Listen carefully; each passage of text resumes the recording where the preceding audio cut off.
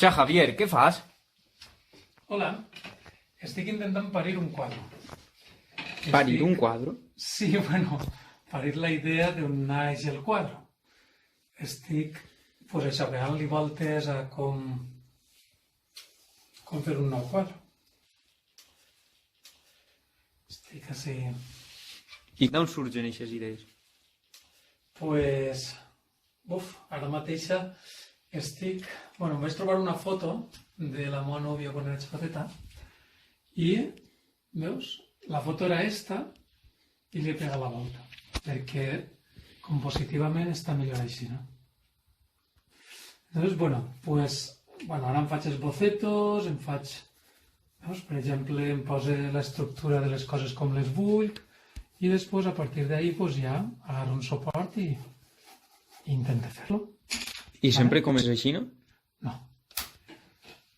Anem a veure, per començar un quadre, pues primer tens que tindre la idea, no sempre, o sigui, la idea a voltes ve d'altres coses, però, no sé, t'apareixen coses o veus coses i a partir d'ahí naix una idea que pots fer un quadre o tens una idea i dius, mira, vaig a fer un quadre sobre això. I ja està, i comences a bocetar, i jo el que faig és a bocetar molt. I a partir d'ahí, doncs, moltes voltes busque, a lo millor, fotografies que em puguen dur a aquesta idea, o a voltes simplement des de la idea directament em vaig al quadre. Vols que el mostre unes imatges? Sí, mostra'm diversos exemples del que m'has explicat. Mira, per exemple, va néixer una obra, en la meva pintura poden néixer de diversos puestos. La cosa és que em trobo un objecte, ¿vale? Em trobo un objecte com una porta, una finestra, i dic, bueno, què puc fer en aquesta porta? Perquè és un suport que no està corcat, si està corcat es trata, no? Però, bueno, sempre busque madera vella. I a partir d'ahí, pues, busca una idea i a bocete, busca la estructura de lo que vaig a fer, busca els materials, després d'aixòs bocetos busca el color que millor pot anar i ja està, i faig el quadre. Per exemple, mira, este quadre d'ací va néixer d'una porta, ¿vale?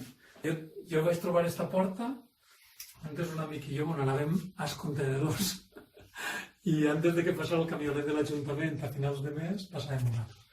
I bueno, esta porta vaig dir, què podria fer en esta porta? Pues unes veïnes.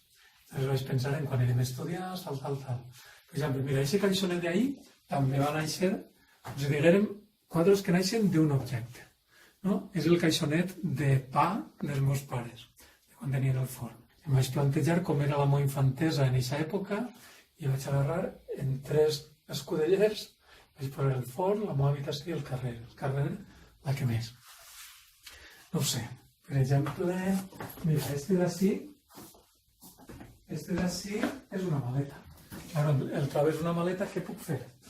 Pues, és una maleta per viatjar a la infantesa. O això d'ahir és una caixa. És la caixa de Pandora. Per exemple, este d'ací també és una maleta. També naix d'un objecte. Trobes una maleta i dius, ostres, què podria fer en una maleta? Per això els objectes a voltes formen part de lo que conte, perquè no és igual pintar sobre un llenç que pots pintar qualsevol cosa. Si pintes sobre una maleta, esta maleta, per exemple, ahí està el que duien les butxaques quan em vaig anar a estudiar.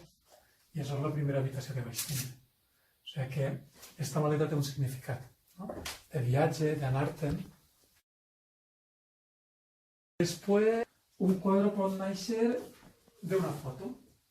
No naix de la foto en si, jo no copio la foto mai de la vida. Sempre són interpretacions, no és pintar aquesta foto, això és molt avorrit. Faig és, durant un boceto, mire, normalment en color, penses colors, o d'una foto gran puc agarrar un trossiu, un fragment d'aquesta foto i compensar les forces, estructurar l'espai, buscar els materials, buscar els colors i fer el quadre. O quan el manen un retrat. Tu fas fotos de la persona que vas a retratar i fas els bocetos, busques més coses i tens moltes idees, molts colors, tal. En este cas era la nòvia d'un futbolista, em van enviar la camiseta des d'Itàlia per correu i bueno, este va ser el vestit de nit que li vaig fer en la camiseta de Bocchetti, que era el seu nòvio. D'on pot néixer més un quadre? D'un dibuix. Per exemple, en comptes de fotografiar a un retratat, el dibuixen. Vaig dibuixar esta xica i després sempre gaste molts bocetos. Per estructurar aquest espai com el fas, busques materials, busques colors i sempre són interpretacions. Este també, no? Volia fer la casa de m'abuelo. Vaig agarrar un tríptic, vaig començar a fer bocetos i va néixer este quadre. En objectes, en materials. Este d'ací va ser el boceto per fer este quadre. O este d'ací també és un dibuix d'un retrat que volia fer, que el vaig estructurar i el vaig fer en este. I este és un dibuix de menut d'un amic, jo tenia 7 o 8 anys quan el vaig fer, i el vaig reemprendre l'any passat o l'altre i el vaig fer conforme el faria ara. Després, d'on pot néixer també un quadre ja d'una idea, totalment una idea, no? De dir, bueno, vull fer tal cosa. Entonces em posa a dibuixar, em posa a dir, bueno, vaig a fer tal cosa, una xica en una cortina d'orgue. Entonces, pues em posa a dibuixar, hasta que posa la xica a l'esquerra, posa la xica a la dreta, i la cortina, tal, ella en camisa, descordada, no sé quantos. Tinc la idea clara, però vaig fent bocetos, hasta que ix el que jo vull, que és este així. I el duc als materials i faig el quadre. Este d'ací eren 2 amigues meues que volia fer-los un quadre juntes. Pues em vaig posar a dibuixar. Després a estudiar els colors, fins que vaig triar el color adequat, vaig posar els materials i el vaig fer.